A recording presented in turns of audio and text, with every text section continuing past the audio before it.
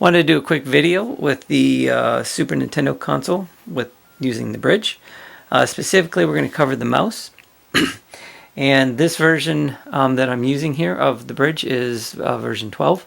There were some changes that were made on this version. So for this video, that's the version that I'm using. They're not too significant changes, but just so you can stay in sync, that's the version I had. And of course, I always have the latest Gamer Pro or Gamer Pro Advanced firmware. So what I have here on the screen here, I'm going to go ahead and just kind of draw on the canvas. And I'm drawing with a PlayStation controller using the left stick. So the Super Nintendo is going to look at the game and determine if it's a mouse game. And if it is, it's going to look at the analog stick. If you have an analog stick, it will actually allow you to use it as a mouse. But drawing with a gamepad is not the most enjoyable thing in the world, so we're going to show some other options. Okay, this next one is literally just for fun. If you grew up in the 80s, you probably had an Etch-a-Sketch. Well, with the DJ Hero centerpiece, you have that same effect where you have the horizontal and the vertical movements.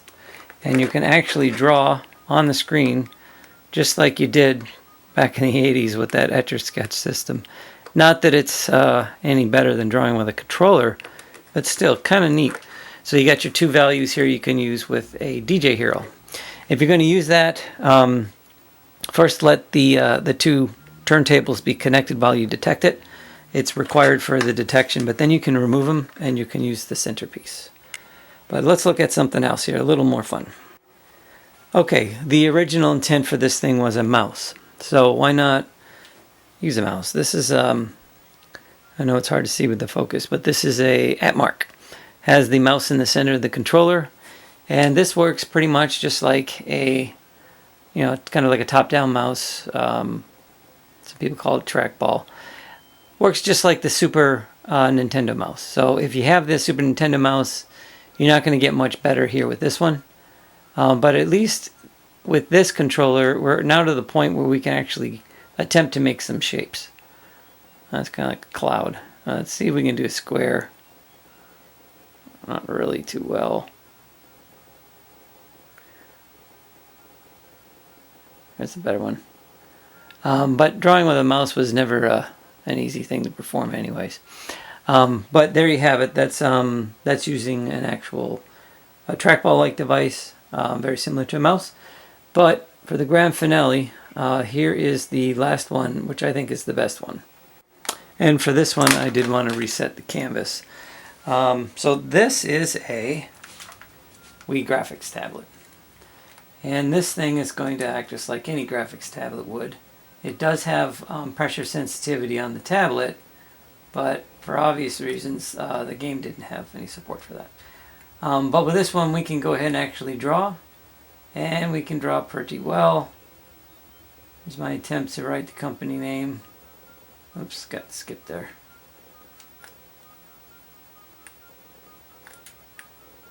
And there we have it.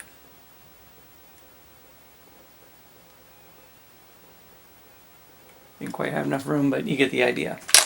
So I think the best choice here is obviously this this graphics tablet. Works out really well too, and it's funny. Here we are in, well, when this came out, I think it was about 2002 or 2004, somewhere in that era, that they came out with the best tool for this game.